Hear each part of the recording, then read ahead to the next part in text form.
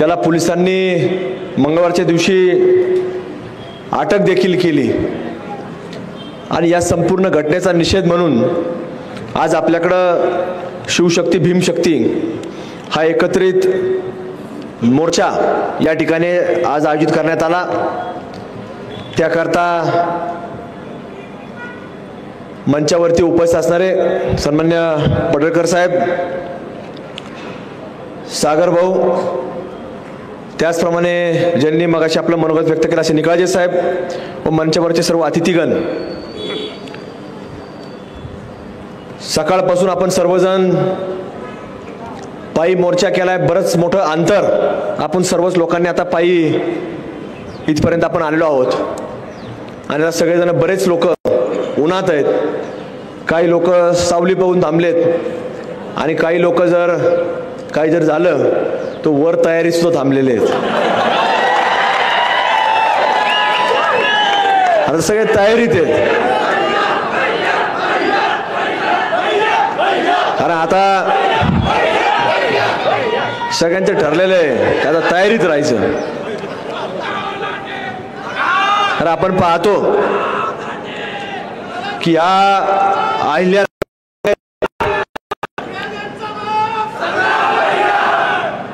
अहिल्यानगरमध्ये आपण पाहतो की नवरात्र उत्सवाच्या कालखंडामध्ये आपण पाहिलं की जाणीवपूर्वक सण उत्सव आला की काहीतरी घुसपाट काढायचं, काहीतरी वेगवेगळे फलक महाराष्ट्रभर देशभर लागले म्हणून सांगितलं आपल्याला इथं पाहायला मिळालं। हरकत नाही, तुमच्या देवाचं नाव असेल, तुमचं काय नाव टाकत असाल तुम्ही, हरकत नाही, पण त्याच्या खाली जो काय मजकूर होता हा अत्यंत आव्हान देणारा होता आणि या आव्हानाच्या माध्यमातून कुठेतरी समाजामध्ये तेढ निर्माण झाला पाहिजे असा एक प्रयत्न, त्याच्यातनं काही करण्याचा प्रयत्न नवरात्र उत्सवाच्या कालखंडामध्ये झाला। आपण सर्वांनी लोकशाही मार्गाने प्रशासन, मग ते पोलीस असो महानगरपालिका असो, त्यांना आपण सांगण्याचं काम केलं, पण त्यांची सुद्धा हिंमत झाली नाही ते बोर्ड काढायची। आणि आजही आपण जर पाहिलं तर ते बोर्ड फक्त आक्षेपार्ह जे खाचं लिहिलंय तेवढं फक्त काळ्या चिकटपट्ट्या लावून ते झाकून टाकलं, पण ते आजही बोर्ड ते आपल्याला वेगवेगळ्या ठिकाणी पाहायला मिळतं। म्हणून या माध्यमातून त्या दिवशी काहीतरी घटना घडल्यानंतर ज्या व्यक्तीने खाली जमिनीवरती लिहिलेलं होतं नाव, त्या व्यक्तीला 15-20 मिनिटांमध्ये पोलिसांनी ताब्यात घेतलं आणि ताब्यात घेतल्यानंतर आरोपी जर संशयित जो आहे तो ताब्यात असल्यानंतर रस्ता रोको करण्याचं काही कारणच नाही, पण तरी देखील रस्ता रोको केला। जसं त्यांना वाटलं की आता इथं गोवंश टाकलेलं होतं, गोवंशी हत्या केली, गोमांस टाकण्यात आलं, मग आपण केलं, त्यांना वाटलं तर आपणही करू। पण आपली मागणी काय होती की आरोपी धरलेला नाही, की आरोपी सापडला पाहिजे। पोलीस प्रशासनाने महानगरपालिकेकडे रिपोर्ट दिला, ते कत्तलखाने पाडायचा ते ठरवून दिलं त्यांनी, कुठले अनधिकृत आहेत त्याचा रिपोर्ट दिला, ते कत्तलखाने पाडण्यात यावे अशी आपली मागणी होती। देखील केली, मनापासून अभिनंदन देखील आहे। मग त्यांना वाटलं की आता ये लोक बैठे आपण भी बैठेंगे, अरे पण येड्यानं 20 मिनिटात ताब्यात घेतला। मग आता तुम्हाला काय पाहिजे?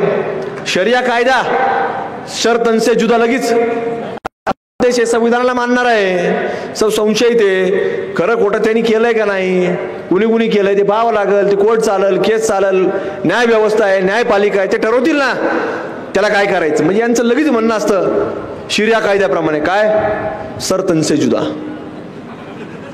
अरे हा भारत देश आहे, या भारत देशात असं चालत नाही।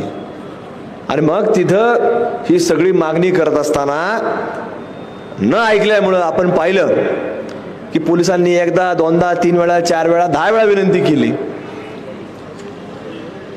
पण ते ऐकत नाही म्हटल्यानंतर त्यांनी पोलिसांना अरेरावी कर, पोलीस प्रेमाने बोलायचे आणि पोलिसांचं काम असतं पहिली प्रेमाने बोलायचं। त्यांना वाटलं हे पोलीस आपल्याला जमावा बघून घाबरले, कारण जमाव होता थोडा, त्यांना वाटले घाबरले। पण ज्या वेळेला पोलीस प्रशासनाच्या खाकी वर्दीपर्यंत तो हात पोचला तर पोलिसांनी ताबडतोब तिथं पोलिसांनी त्या लोकांची लायकी दाखवण्याचं काम, जागा दाखवण्याचं काम केलं आणि आपण सगळ्यांनी ते व्हिडिओ सोशल मीडियातून पाहिले. आता ते व्हिडिओ फार थोडे आले आपल्यापर्यंत, याच्यापेक्षाही भयानक, रात्रीचे परत भयानक आहेत फार. रात्रीचे जे व्हिडिओ आहेत आता ते काय पोलीस बाहेर दाखवू शकत नाही, त्यांच्या मोबाईलमध्ये आहे, ते आपल्यापर्यंत काही आले नाही, आम्हालाही दाखवले नाही. पण ते आपल्यातले काही लोक गेले, ते पाहून आले आणि पाहून आल्यावर त्यांनी सांगितलं की असं असं झालं. आणि तुम्हाला सांगतो, अंधारात त्यांना कपडे काढून धोपटलं पोलिसांनी. आणि मग आपल्याला कपडे काढल्यावर कळालं ते डॉबरमॅन आहेत सगळे.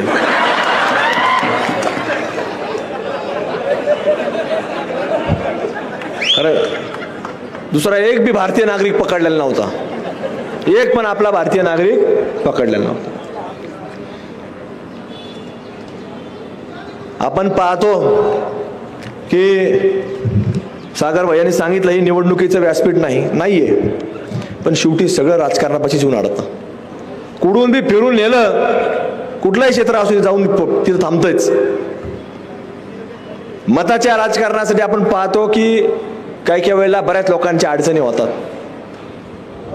आणि या अडचणी होत असताना आपण पाहतो की माझ्यासारखाच एक काम करणारा माणूस पश्चिम बंगाल सारख्या बिहारपूर मतदारसंघामधलं एक फार मोठं उदाहरण आहे.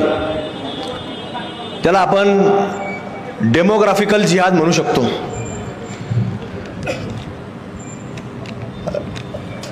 रंजन चौधरी म्हणून त्यांचं नाव आहे. 25 वर्ष त्या माणसाने तिथं तुमच्यासारख्या लोकांनी ज्यावेळेस त्याला काम केलं तर तिथल्या जनतेने त्याला भरभरून मतदान करण्याचं काम केलं. मग त्यांनी रस्ता असेल, पाणी असेल, वीज असेल, चांगलं भारतीय नागरिक घडावेत म्हणून चांगलं दर्जादार शिक्षण असेल, या सगळ्या सुखसुविधा पुरवण्याचं काम केलं. आणि मग हळूहळू तो लोकसभेमध्ये होता, म्हणजे खासदार होती ती व्यक्ती. ती काय आपला काही संबंध नाहीये, म्हणजे ते काय आपल्या पक्षाचा नाही, कुठल्या कोणाच्या व्यासपीठावरचा काही नातेवाईकातला नाही, कोणाचं काही नाही. पण त्या व्यक्ती एक काँग्रेस विचारधाराचा मनुष्य होता आणि तिथं त्या व्यक्तीने प्रचंड काम केलं. पण हळूहळू समोरच्या लोकांची संख्या वाढत गेली आणि वाढल्यानंतर अचानक तुम्हाला सांगतो त्या लोकांना वाटलं की आता आपल्याला जर इथं सगळं काम झालंय पण आपल्याला आता आपला माणूस पाहिजे. आणि आपला माणूस म्हणजे कोणता पाहिजे? कोणता? आणि मग तुम्हाला सांगतो ते माणूस पाहिजे म्हटल्यानंतर अचानक तिथं एक भारतीय संघातला एक माजी कर्णधार, तिथं क्रिकेटर तिथं आणला, पठाण नावाचा. आणि ह्या माणसाने ज्याने अहोरात्र काम केलं, 24 तास काम केलं, रस्ते, पाणी, वीज, ITI कॉलेज, पॉलिटेक्निक कॉलेज, चांगलं उच्च शिक्षण देण्याचं काम केलं, त्याला मतं पडले अधीर रंजन चौधरीला 4,39,000 आणि पठाणला पडले 5,24,000. त्या चौधरी साहेबांना तुम्हाला सांगतो यांनी घरी पाठवून दिलं. पण हे चौधरी साहेबांना वाटलं की आपलं प्रचंड काम आहे आणि या कामाच्या माध्यमातून आपल्याला ही लोक कदापि आपली साथ सोडू शकत नाही. आणि विचारधारा सुद्धा तीच होती, कुठली? काँग्रेसची विचारधारा. ती काही कुठल्याही प्रकारे कुणी काही वेगळं ते काही करत नाहीत, वेगळं काही बोलत नाहीत. सर्वसमावेशक म्हणून त्यांनी चांगल्या प्रकारे काम केलं. पण शेवटी काय झालं, जेव्हा धर्माचा विषय आला तर त्यांनी काय निवडलं? काम निवडलं का? त्यांनी काय निवडलं? त्यांनी आपला माणूस निवडला, आपल्या धर्माचा माणूस निवडला. म्हणजे ही परिस्थिती आपल्याला इथंच ही पश्चिम बंगालमध्ये पाहायला मिळते. त्याला आपण काय म्हणतो? डेमोग्राफिकल जिहाद. आपल्या महाराष्ट्रामधलं उदाहरण सांगायचं म्हटलं तर मालेगाव देखील एक फार मोठं उदाहरण आहे. तिथं सुद्धा अशीच परिस्थिती आहे की पूर्वी तिथं काँग्रेसचे लोक तिथं निवडून येत होते, पण ज्या वेळेला हळूहळू ती संख्या वाढत गेली, मतदार वाढत गेला, तर तिथं आता कुठला आमदार आहे, कुठल्या पक्षाचा आमदार आहे? MIMचा आमदार आहे. आणि हीच MIMची बोकडं ही आपल्या अहिल्यानगरमध्ये त्या दिवशी आली. एक हैदराबादहून मोठं बोकुड आलं, खुराड झालेलं बोकुड आलं, आणि एक इकडे एक छत्रपती संभाजीनगरचं एक बोकुड आलं. ते बोकड आता ते मला आवाज काढता येत नाही, आणि मी काय प्रयत्न केला नाही त्या बोकड्याचा आवाज काढायचा. ते आलं नाही, ते सगळेच खच्ची केलेले असते. मग ते बोकड आलं आणि ते काहीतरी बडबड बडबड बडबड कर. आता त्याला वाटतं आपण बोललंच पाहिजे, नाही बोललं तर आपल्यालाही लोक विचारायचे नाही. आता त्यांची भाषा बदलली. पूर्वी सांगायचे ते, पूर्वी भाषणात 15 मिनिट पोलीस हटाओ फिर देखेंगे. अरे 15 मिनिट कशा, तू 5च मिनिट वाव दे, आम्ही सांगू. 15 मिनिट काय लागतात? 15 मिनिट बी लागत नाही, तू 5च मिनिटं सांग. आम्ही काय भारतीय नागरिक आहोत, आम्ही काय मानतो? संविधान मानतो. आम्ही संविधान मानणारे लोक आहोत. त्याच्यामुळं तुम्ही आमची काही परीक्षा पाहायचं काम करत जाऊ नका. तिथं आले, त्या फरीद खानचा निषेध केला का? मग मला सांगा, कुठल्या अधिकाराने ते सांगतात, तिथं बसतात, तिथे येतात, आणि आपण लोक त्यांना काहीच बोलत नाही. एवढी मोठी घटना आज इथं महामानव विश्वरत्न डॉक्टर बाबासाहेब आंबेडकरांचा पूर्णकृती एक मोठं स्मारक आपण निर्माण केलं. कशा करता केलं?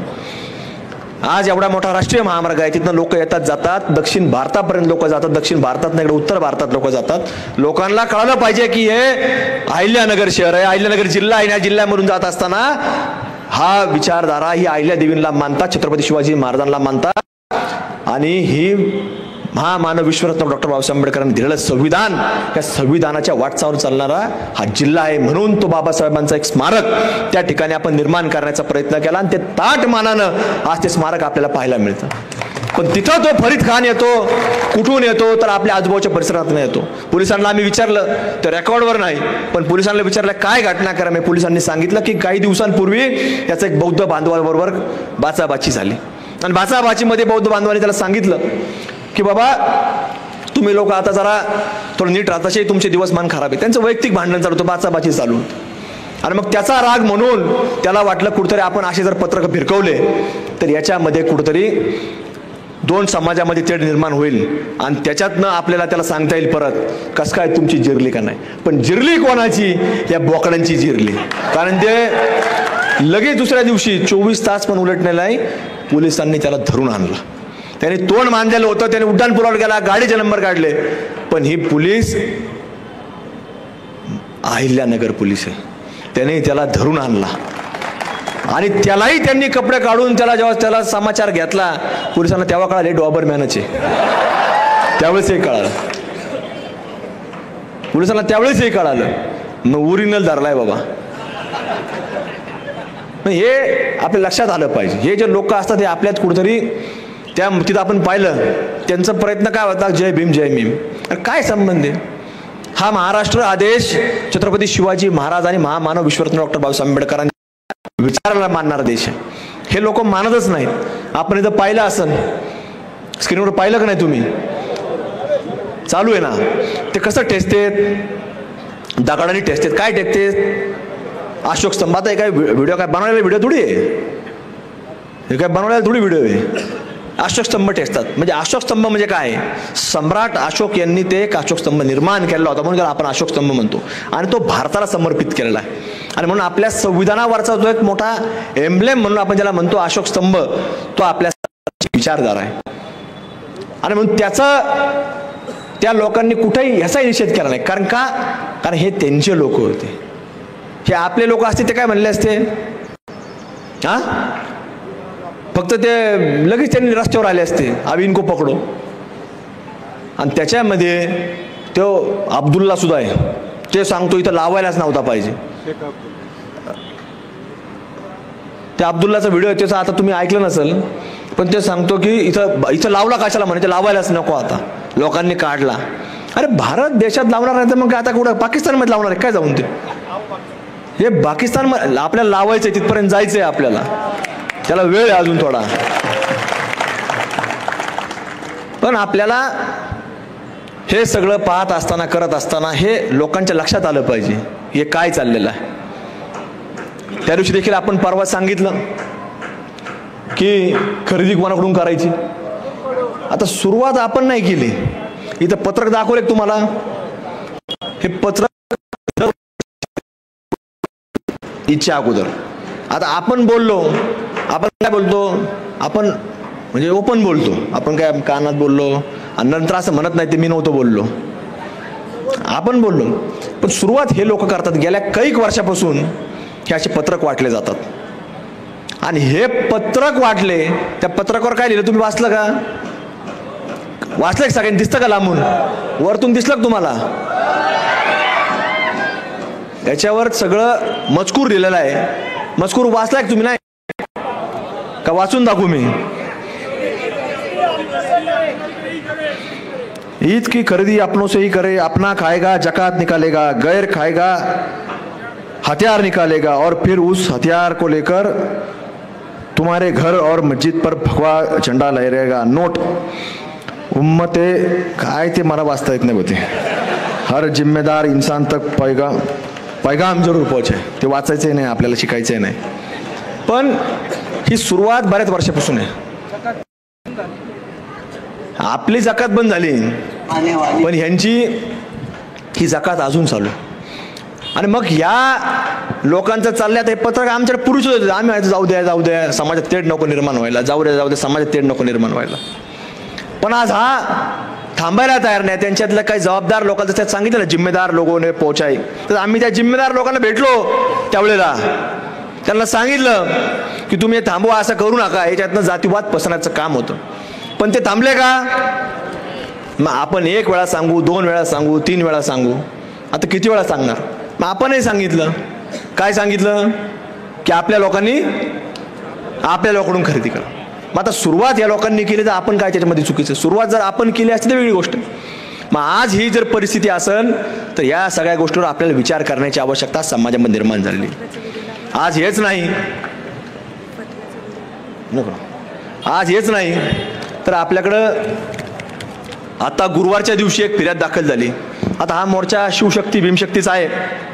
पण अजून एक विषय की आता गुरुवारच्या दिवशी एक मोठा लव जिहादचा देखील आणि धर्मांतराचा, म्हणजे त्याच मुलीला लव जिहादमध्ये अडकवलं आणि तिला धर्मांतर करण्याकरता प्रयत्न जोर जबरदस्ती चालू होती. तशी अधिकृत फिर्याद, म्हणजे काय मी म्हणतो म्हणून नाही, अधिकृत फिर्याद नगरच्या पोलीस स्टेशनला दाखल झाली. आणि गुरुवारपासून आज शुक्रवार, शनिवार, आज रविवार, आज 3रा दिवस आहे. अजून सुद्धा तो आरोपी मोकाट आहे. म्हणजे अजून सुद्धा तुम्हाला सांगतो त्याला अजून पकडलं गेलं. आणि शुक्रवारचा गॅप दिला तर शनिवारी सुद्धा तुम्हाला सांगतो या अंजलीताई माझ्याकडे एक महिलेला काल घेऊन आले. आता ती महिला फक्त FIR द्यायला तयार नाही, म्हणजे पोलीस केस. पण तिचा सुद्धा सेम प्रकार आहे. म्हणजे फक्त 1 दिवस सोडला, म्हणजे गुरुवारी एक झालं की शनिवारी एक महिला अजून उभी राहिली. म्हणून तुम्हाला सांगतो आपण मिटवायचं किती. आम्ही सुद्धा अनेक प्रकरण असे सांगत आलो की मिटवा, कशाला 2 समाजात वाद नको. आणि असे बरेच वर्ष मिटवले, एकदा नाही. आपल्या घरातलं लेकरू सुद्धा ज्या वेळेला 1 वेळा वाद करण, 2 वेळा वाद करण, 4 वेळा वाद करण, आपले आई वडील त्याची बाजू घेतील. पण रोज रोज व्हायला लागलं त्याचे आई वडील एक तर त्याला म्हणतील, एक तर पोलिसांना सांगतील याला घरात, याला जेलमध्ये टाका, नाहीतर त्याला घरातून बाहेर काढण्याचं काम करतील. मग आता ह्या अवलदी कवर पोसायच्या, हा आपल्यासारख्यांसमोर फार मोठा प्रश्न निर्माण झालेला. आपण मिटवलं नाही असं सांगत नाही, आपण 1000 वेळा मिटवली. पण प्रत्येक गोष्टीला मर्यादा असते. आई बाप सुद्धा त्या पोरांना एवढ्या वेळेला एवढी चूक माफ करत नाही. तेवढ्या चुका आपण सगळ्यांनी अनेक वेळेला माफ केल्या. पण आज हे दिवसांदिवस हे प्रकरण वाढत चाललं. अशीच अजून एक फिर्याद 2023 मध्ये दाखल झालेली आहे. ती काय आहे, एक अब्दुल्ला खान नावाचा मुलगा आहे. त्यांनी स्वतः फिर्याद दाखल केली 2023 मध्ये. आता 25 चालू आहे. त्यांनी फिर्यादीमध्ये टाकलेलं आहे की त्याच्या खाली जिथं फटाकडे वाजत होते आणि फटाकडे वाजत असताना त्यांनी त्या लोकांना सांगितलं कशाचे फटाकडे वाजवता, तर ते म्हणला भारत आणि ऑस्ट्रेलियाचा सामना होता आणि त्यात भारत हरलाय म्हणून फटाकडे वाजवतो. ही FIR आहे. मी काय गुरुवारची घटना, कालची घटना, या अंजलीताचं नाव घेतलं, नावानिशी सांगतो. हे अजिबात काल्पनिक गोष्ट नाही. आणि ही फिर्यादचा कागद, FIRचा कागद माहिती आहे, त्यात लिहिलेलं आहे म्हणजे भारत कुठल्याही देशावर जरी हारला, फक्त पाकिस्तान नाही, कुठल्याही देशावर हारला तरी फटाकडे वाजवतात. आणि फिर्यादी कोण आहे? खान नावाचा व्यक्ती, आपला कुठलाही व्यक्ती नाही. मग आता खान खोटं बोलतो का? पण हा कुठला आहे? हा मला वाटतं संविधान मानणारा मनुष्य असावा, भारतीय मुस्लिम असावा, भारतीय संविधान मानणारा असावा. म्हणजे हा शरिया कायद्याच्या विरोधातला असावा असं आपल्याला काही समजायला हरकत नाही. म्हणून हे जी लोक आहेत, ही जी पिलावळ आहे, ह्याच्या विरोधामध्ये अत्यंत आपल्याला पुढच्या काळामध्ये आक्रमक आणि पुढच्या काळामध्ये अत्यंत सुरक्षित राहणं गरजेचं आहे. कारण हे लोक नाव बदलून आपल्याशी संपर्क करतात. हे लोक आपल्यामध्ये येत असताना कुठेतरी आपुलकीच्या भावने येत असतात. मी आत्ता पाहिलं की आत्ता काही लोक इथं आजूबाजूला थोडं जरा पूर परिस्थिती झाली, अचानक अतिवृष्टी झाली, नुकसान झालं, तर तिथपर्यंत येऊन पोहोचले की त्या लोकांना आपलंसं दाखवायला. तिथं आपल्या सुद्धा लोकांनी भरपूर मदत केलेली आहे, पण यांनी फक्त दाखवण्याकरता केली.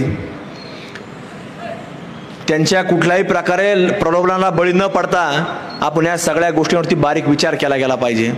आणि आज अशा ज्या घटना घडतायत, जसं पश्चिम बंगालचं सांगितलं, मालेगावचं सांगितलं, या संभाजीनगरमध्ये अनेक केसेस दाखल आहेत. जसं आता सागर भैया तुम्ही याचं नाव काढलं नगर महापालिकेत आमच्या, तर तुम्हाला सांगतो छत्रपती संभाजीनगरमध्ये अशीच मोठी संख्या निवडून आली.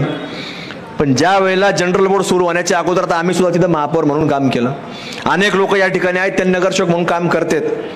पण ज्या वेळेला तुम्हाला सांगतो की सुरुवातीला जनरल बोर्डच्या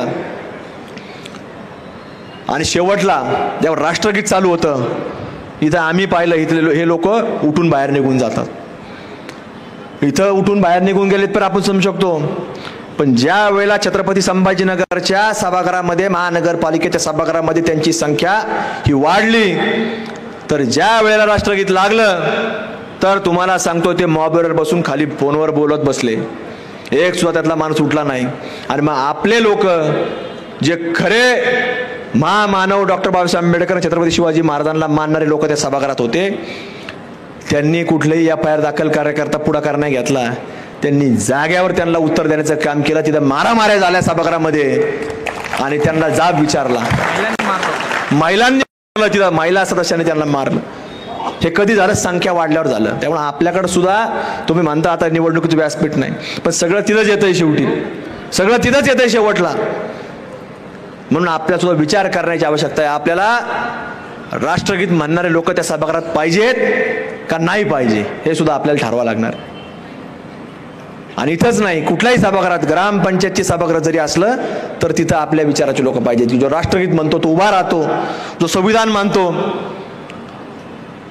म्हणून हे सगळं आपल्याला बारकाईने विचार करण्याची आवश्यकता आहे. आता काही दिवसांमध्ये आपल्याला याच्यामध्ये हळूहळू आता बऱ्याच ठिकाणी रिझल्ट पाहायला मिळतोय. आणि निश्चित रूपानं आपण चांगल्या पद्धतीनं जिथं जिथं काही घटना घडल पहिली प्रत्युत्तर देऊ आणि मग मोर्चा काढू, ही तुम्ही काळजी करू नका. जिथं जिथं काही घडल तिथं प्रत्युत्तर देण्याचं काम केलं जाईल आणि नंतर मोर्चा काढायचं काम करू. आणि आपल्यातलेही 4-2 हात बसले काय फरक नाही पडत.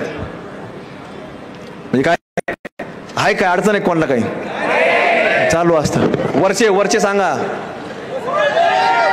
काय अडचण आहे का आपल्याला? ते तयारी त्यांची, पण त्यांची तयारी, सगळ्याची अडचण नाही. इकडच्या लोकांची सगळ्यांची आरवत आहे किती. तुम्हाला सांगतो की आता आपण लोकशाही मानणारे लोक आहे, पण या लोकांनी आपले कुठल्याही प्रकारची प्रतीक्षा पाहू नये की आपण काय करतो. पण आज या फार वेळ आता मी घेत नाही, अजून पडळकर साहेबांनाही बोलायचं आहे. पण निश्चित हा सगळा आज समुदाय जो आपला जमा झालेला आहे, एवढ्या उन्हामध्ये आपण सकाळपासून म्हणजे अगदी छत्रपती शिवाजी महाराजांच्या पुतळ्यापासून तर अगदी महामानव विश्वरत्न डॉक्टर बाबासाहेब आंबेडकर, महात्मा ज्योतिबा फुले आणि असं तात्या टोप्यांच्या पुतळ्याला आपण अभिवादन करून इथपर्यंत आपण आलेलो आहोत. एवढा मोठा पायी एक प्रवास आपण सर्वांनी उन्हामध्ये केलेला आहे. आणि बऱ्याच वेळापासून आपण इथं आल्यापासून सुद्धा काही लोक रस्त्यावर बसलेले आहेत. रस्ता सुद्धा प्रचंड खालून गरम आहे. बरीच सावले उभे आहेत, काही वर गेले, इकडे बसलेले आहेत. पण तुम्हाला सांगतो, आपण कुठल्याही प्रकारे हे राजकीय व्यासपीठ नाही, राजकीय भाषण नाही, राजकीय मनोगत नाही, पण आपल्या सर्वांना कुठंतरी हा देश सुरक्षित ठेवायचा आहे, हे संविधान सुरक्षित ठेवायचं आहे.